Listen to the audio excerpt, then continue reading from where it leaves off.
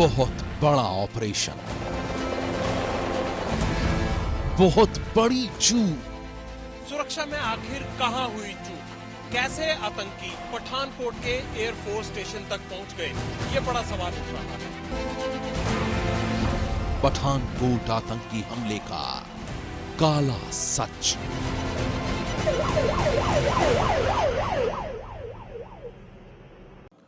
पांच आतंकी मारे गए, लेकिन जारी है ऑपरेशन पठानकोट। 3 दिन बीत गए, लेकिन थमा नहीं है पठानकोट की एयरफोर्स स्टेशन में सेना का सर्च ऑपरेशन। सनसनी में आज कहानी इस आतंकी हमले के पीछे की उस बड़ी चूक की, जिसकी वजह से आतंकवादी घुसपैठ करने में कामयाब रहे।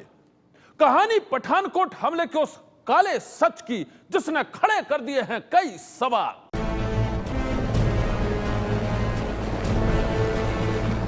पठानकोट के एयरफोर्स स्टेशन पर हुए आतंकी हमले के खिलाफ जारी है सेना का ऑपरेशन। 67 घंटे हो चुके हैं, लेकिन अभी तक ऑपरेशन पठानकोट खत्म नहीं हुआ है। आतंकी हमले के खिलाफ ऑपरेशन पठानकोट हिंदुस्तान के इतिहास में अब तक का सबसे बड़ा आतंकी हमला बन गया है। पिछले 3 दिनों से सेना और सुरक्षा बलों के जवान एयरफोर्स स्टेशन के अंदर आतंकियों का सफाया करने में लगे हुए हैं। अब तक 7 आतंकी मारे जा चुके हैं, लेकिन सेना का सर्च ऑपरेशन जारी है। ऐसे में सवाल यह है कि आखिर पठानकोट के एयरफोर्स स्टेशन पर हुए इस हमले में आतंकियों को मार गिराने में सेना को इतना वक्त क्यों लगा? आखिर कहां हुई चूक, जिसका फायदा उठाकर आतंकी सेना के ठिकाने में जा घुसे? ये वो सवाल हैं जिनका आज हम सिलसिलेवार तरीके से करेंगे खुलासा।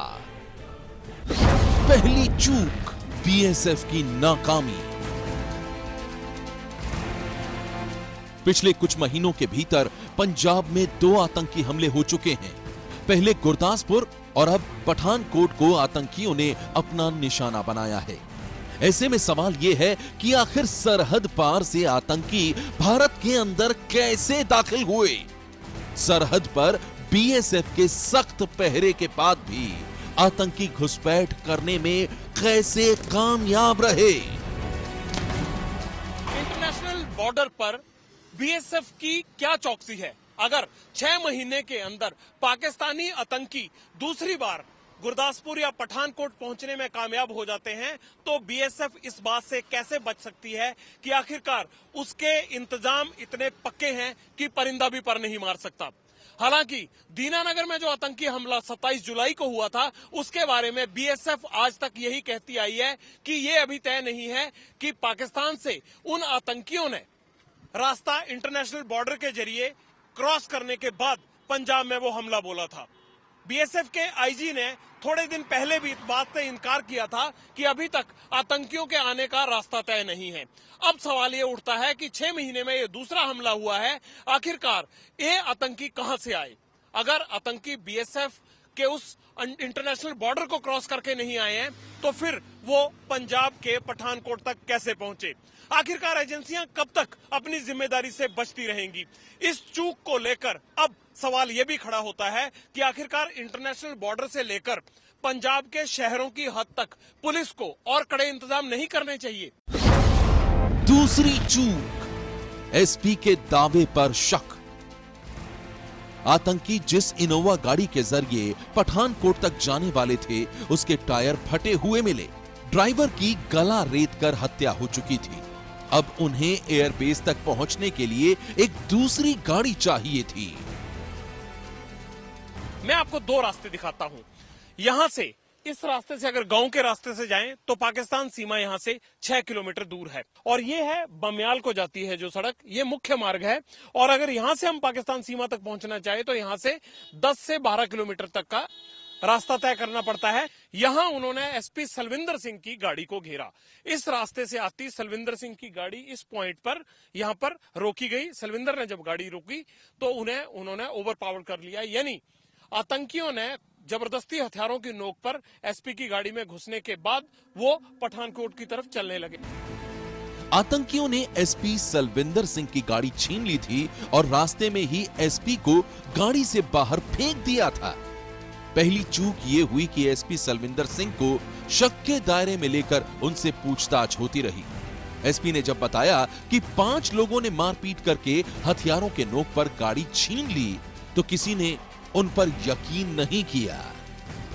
31 दिसंबर की रात को एसपी से गाड़ी छीनी गई बामियाल सेक्टर में और उसके बाद एसपी ने सुबह होने तक ये सारी बात अपने अधिकारियों को बताई कि जब वो बामियाल से वापस पठानकोट की तरफ लौट रहे थे तो उनकी गाड़ी 4-5 हथियारबंद लोगों ने छीन ली और उन्हें पहले किडनैप किया गया और गाड़ी भगाते हुए वो पठानकोट की तरफ आए। लेकिन एसपी की बात पर पुलिस महकमे ने यकीन नहीं किया। सलविंदर सिंह सच बोल रहे हैं कि सेना की वर्दी में कुछ हथियारबंद लोग जिनके पास असॉल्ट राइफल हैं वो उनको किडनैप करके रास्ते में फेंक गए। इस बात पे किसी ने यकीन नहीं किया और सुबह हो गई। इस बात पे यकीन करने की बजाय पुलिस ने उल्टा एसपी के साथियों से ही पूछताछ शुरू कर दी कि आखिरकार वो रात को वहां क्या कर रहे थे, क्योंकि ये साबित करने की कोशिश की जा रही थी कि एसपी सलविंदर सिंह और उनके साथ के लोग झूठ बोल रहे हैं। उनकी कोई निजी रंजिश है जिसे खत्म करने के लिए वो ये अपहरण का केस दर्ज करवाना चाहते हैं। लेकिन जब अगली सुबह यानी 1 जनवरी की सुबह एयरफोर्स स्टेशन के पीछे अकालगढ़ गांव के आगे गुरुद्वारे के पास जब उनकी महिंद्रा एक्सयूवी बरामद हुई तो उसके बाद अलर्ट पे जरूर आ गई पंजाब पुलिस और उन्होंने एयरफोर्स स्टेशन को भी आगाह कर दिया इस घटना के बारे में, मगर तब तक भी एसपी के दावे का यकीन नहीं किया गया। अगर उस दावे पे यकीन कर लिया जाता तो शायद एयरफोर्स स्टेशन के पीछे इतना बड़ा सुरक्षा घेरा बन सकता था कि आतंकी अंदर बैरिक तक न पहुंच पाते। तीसरी चूक, नाके पर गाड़ी की चेकिंग नहीं हुई। एसपी की गाड़ी का सबसे बड़ा फायदा यह हुआ कि गाड़ी पर नीली बत्ती लगी होने की वजह से नाके पर गाड़ी को रोककर चेक नहीं किया गया और गाड़ी पठानकोट पहुंच गई। माना जा रहा है कि आतंकियों ने पठानकोट के एयरफोर्स स्टेशन तक पहुंचने के लिए लगभग 40 किलोमीटर का सफर तय किया होगा और ऐसे में सवाल ये उठता है कि बीच में पड़ने वाले नाके में उस गाड़ी की चेकिंग नहीं हुई जिस पर वो सवार थे। इंटरनेशनल बॉर्डर से पठानकोट तक 40 किलोमीटर की दूरी बनती है और इस 40 किलोमीटर के इलाके में जितने सुरक्षा के पॉइंट होने चाहिए उस लिहाज से कथलौर पुल पर बना ये एक सबसे बड़ा पुलिस का नाका है। कोई भी गाड़ी अगर इस तरफ इंटरनेशनल बॉर्डर की तरफ से आती है तो उसे पठानकोट की तरफ जाने के लिए रावी पर बने इस पुल पर चेक किया जाता है। लेकिन उस रात जिस एक्सयूवी महिंद्रा गाड़ी में आतंकी सवार थे वो यहां क्यों चेक नहीं हुई, इसके लिए माना यह जा रहा है कि चूंकि उस गाड़ी पर नीली बत्ती लगी थी तो यहां ड्यूटी पर तैनात पुलिस वालों ने उसे किसी अधिकारी की गाड़ी समझकर जाने दिया। चौथी चूक, वक्त रहते नहीं ढूंढ पाए आतंकी। आतंकियों ने एसपी सलविंदर सिंह की गाड़ी को 31 दिसंबर को छीना था और उसके बाद 1 तारीख की देर रात उन्होंने पठानकोट के एयरफोर्स स्टेशन पर हमला बोला। गाड़ी छीनने और आतंकियों की तरफ से फायरिंग शुरू होने के बीच करीब 24 घंटे का फर्क था। आतंकी उजाला होने से पहले ही एयरबेस में दाखिल हो चुके थे, लेकिन हमले के लिए वो रात 3 बजे तक का इंतजार करते रहे कि जब आतंकियों ने एसपी की गाड़ी 31 दिसंबर को छीनी और उन्होंने एयरफोर्स स्टेशन के अंदर घुसकर हमला अगली रात यानी 1 जनवरी की रात 3 बजे किया तो 24 घंटे का समय कम से कम था पुलिस, वायुसेना और सेना के पास कि वो इन आतंकवादियों को एयरफोर्स स्टेशन के पीछे ही घेरने का इंतजाम करती। ये ऐसा क्यों नहीं हो पाया, ये भी एक जांच का विषय है। 5वीं चूक, हेलीकॉप्टर से सर्च ऑपरेशन नहीं। हेलीकॉप्टर का इस्तेमाल फायरिंग से पहले आतंकियों की तलाश के लिए क्यों नहीं हुआ, जबकि वायुसेना के पास आतंकियों को ढूंढने के लिए 12 घंटे का वक्त था। एनएसजी के कमांडो, गरुड़ कमांडो और डीएससी के जवान अगर अलर्ट पर थे तो बावजूद उसके ये 6 के 6 आतंकवादी कैसे उस इलाके तक पहुंच गए जहां तक आम आदमी नहीं पहुंच सकता। ऐसे कई सवाल हैं जो ये साबित करते हैं कि पुलिस के स्तर पर ही नहीं सेना और वायुसेना के स्तर पर भी कई ऐसी चूक हुई हैं जिसके कारण आतंकी इतनी बड़ी वारदात को अंजाम देने में कामयाब हुए। छठी चूक, एयरफोर्स स्टेशन की पिछली दीवार की सुरक्षा कमजोर। पिछली दीवार पर सुरक्षा के पुख्ता इंतजाम नहीं थे। सीसीटीवी कैमरे थे जरूर, लेकिन फिर भी आतंकी सीसीटीवी कैमरों में कैद नहीं हुए। अगर एयरफोर्स स्टेशन के पीछे काफी वीरान इलाका है तो 81 साल से ये एयरफोर्स स्टेशन यहां बना हुआ है, वहां पर जरूर कोई ऐसे सीसीटीवी या फिर नाइट विजन डिवाइस लगाए गए होने जाने चाहिए थे जिनमें कि आतंकियों की तस्वीर आ जाती या ये पता लग जाता कि इस वीरान इलाके में कोई हलचल हो रही है और कोई संदिग्ध लोग पीछे हैं। ऐसा भी नहीं हो पाया। सवाल ये भी है कि अगर एयरफोर्स को ये लगता था कि उनके पिछले हिस्से में सुरक्षा कम है तो आतंकियों की सूचना मिलने के बाद वहां पर सुरक्षा घेरा और कड़ा क्यों नहीं किया गया? सुरक्षा कर्मियों की ऐसी दीवार क्यों नहीं बनाई गई कि आतंकी चलकर पैदल रात के अंधेरे में बैरक्स और कैंटीन के एरिया तक पहुंच ना पाते? सातवीं चूक, खुफिया एजेंसी फेल। क्या एसपी की गाड़ी छीनने से पहले ही 2 आतंकी पठानकोट एयरबेस में घुस चुके थे? सूत्रों के मुताबिक एसपी की गाड़ी में उनके साथ जा रहे ज्वेलर ने पुलिस को बताया है कि आतंकवादियों ने जब एसपी के फोन से पाकिस्तान बात की तो उन्हें पाकिस्तान में बैठे हैंडलर ने लताड़ लगाई और कहा कि 2 लोग एयरबेस में पहले ही घुस चुके हैं, तुम अभी तक अंदर क्यों नहीं गए? आतंकियों से यह भी कहा गया कि एसपी की गाड़ी लेकर ही अंदर घुसो। मतलब यह है कि इंटेलिजेंस अलर्ट जारी होने से पहले ही 2 आतंकी एयरबेस में घुस चुके थे।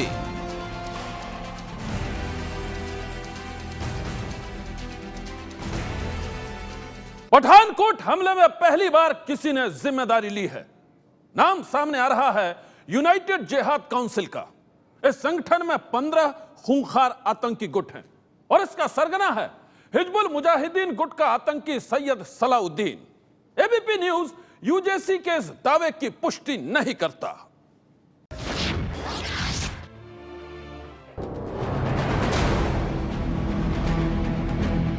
क्या एक साथ 15 आतंकवादी संगठन भारत के खिलाफ बड़ी साजिश रच रहे हैं? क्या एक साथ 15 आतंकवादी संगठन भारत को चोट पहुंचाने की तैयारी में जुटे हैं? यह सवाल इसलिए क्योंकि पठानकोट एयरफोर्स स्टेशन में हुए हमले की जिम्मेदारी यूजेसी यानी यूनाइटेड जिहाद काउंसिल ने ली है, जिसका अब तक तो किसी हमले में नाम सुनाई नहीं देता था, लेकिन अचानक इतनी बड़ी साजिश रची कि भारतीय वायुसेना के घर में ही घुस गए।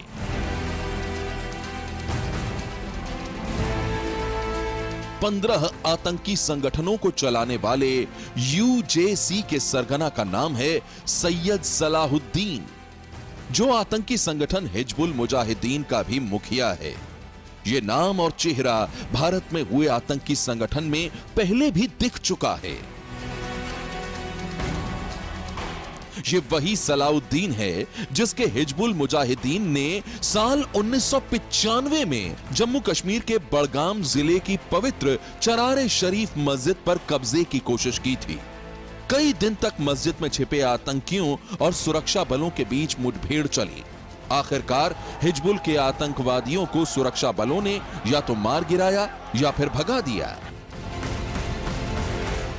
अब उसी सलाहुद्दीन के संगठन यूनाइटेड जिहाद काउंसिल ने पठानकोट में हुए हमले की जिम्मेदारी लेते हुए कहा है कि संगठन के हाईवे स्क्वाड से जुड़े कश्मीरी आतंकियों ने यह हमला किया है। यूनाइटेड जिहाद काउंसिल ने जम्मू कश्मीर की न्यूज एजेंसी सीएनएस को भेजे गए ईमेल में इस हमले की जिम्मेदारी ली है। आतंक फैलाने वाले संगठन ने कहा है कि भारत की सरकार और मीडिया हर बात के लिए पाकिस्तान को जिम्मेदार ठहराती है।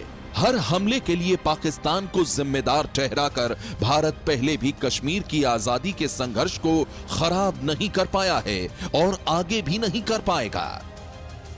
सैयद सलाहुद्दीन के यूनाइटेड जिहाद काउंसिल ने हमले के पीछे अपना मकसद भी साफ किया है।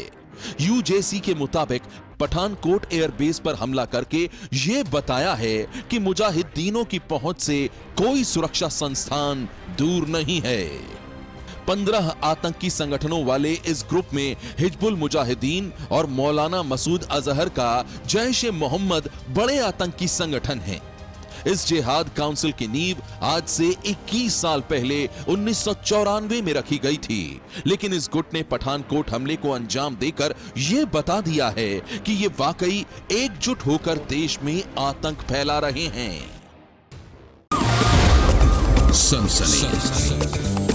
सनसनी में आज बस इतना ही। आप रहिएगा होशियार। सन्नाटे को चीरती सनसनी कल फिर देगी दस्तक आपकी दहलीज पर। सनसनी।